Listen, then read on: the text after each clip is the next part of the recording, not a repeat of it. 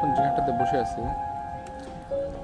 আমার পেছন দিকে যে জায়গাটা আছে এটা হচ্ছে খুলনা জেলার দিঘিলা থানার 4 নম্বর ইউনিয়নের 4 নম্বর ওয়ার্ডের মধ্যে পড়ছে।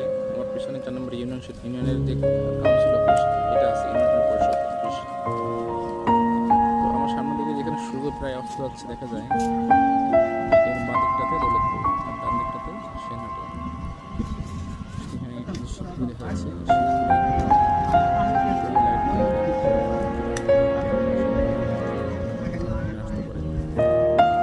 এদিকে চলে গেছে গাজীরহাটের দিকে, আর বাদিকে ঘুরাই এদিকে চলে গেছে রূপসার দিকে।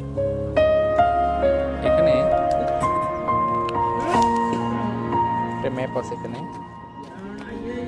এই যে আমরা এখানে বসে আছি সেনাটিতে, এই নদীটা চলবে এদিক দিয়ে সেনাটি লেখা।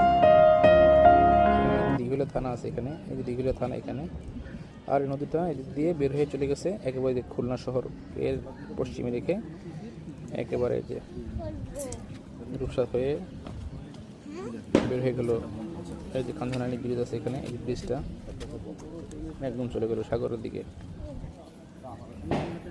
তো যারা এই আশপাশে আছেন তারা বিকালটা এখানে সময় কাটাতে পারেন।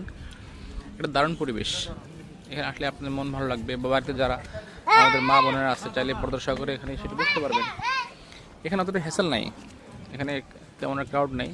এই যে ইউনিয়ন কাউন্সিলের সুন্দর জায়গা আছে এখানে, এখানে গাছপালা সুন্দর পরিবেশ, সুন্দর সুন্দর একটা পরিবেশ। বাচ্চাদেরকে আসলে বাচ্চারা খুব খুশি হবে।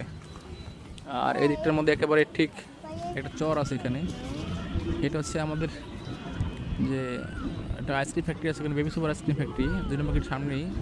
ওইটার একটা বাদিকের নামে একটা চর আছে এখানে, ভালো লাগবে আপনার আসলে। পরিবেশকে ভালোবাসুন, পরিবেশ আপনাকে অনেক খুশি দিবে। আমি এখন যেখানটাতে বসে আছি, আমার পেছন দিকে যে জায়গাটা আছে এটা হচ্ছে খুলনা জেলার দিঘিলা থানার 4 নম্বর ইউনিয়নের 4 নম্বর ওয়ার্ডের মধ্যে পড়ছে। আমার পিছনে 4 নম্বর ইউনিয়নের যে কাউন্সিল অফিস এটা আছে, ইউনিয়ন পরিষদ অফিস। তো আমার সামনের দিকে যেখানে সূর্য প্রায় অস্ত যাচ্ছে দেখা যায়, এর বাঁ দিকটাতে দৌলতপুর আর ডান দিকটাতে সেনহাটি। এখানে শিবপুর দেখা যাচ্ছে, শিবপুরে তেলের লাইট ট্যাঙ্কার গ্রাম থেকে তেল আসে, বাড়ানো থেকে আসতে পারে। নদীটা এদিকে চলে গেছে গাজীরহাটের দিকে। আর আমি যদি বাদিকে ঘুরাই, এদিকে চলে গেছে রূপসার দিকে। এখানে